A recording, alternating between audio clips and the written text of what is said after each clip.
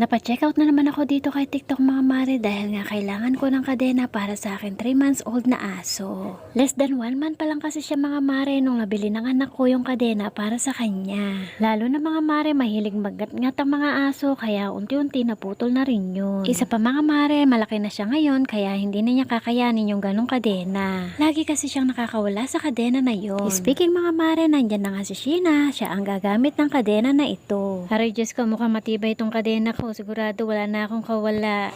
Heavy duty list na to mga mare kaya siguradong tatagal na ito sa kanya. Hindi na rin ako mag-aalala na makakawala siya kapag nilalabas ko siya. Napaka-hyper kasi ni Sheena mga mare. At hindi na rin ako mag-aalala na kahit nangat-ngatin niya to ng maraming beses ay hindi na rin ito mapuputol.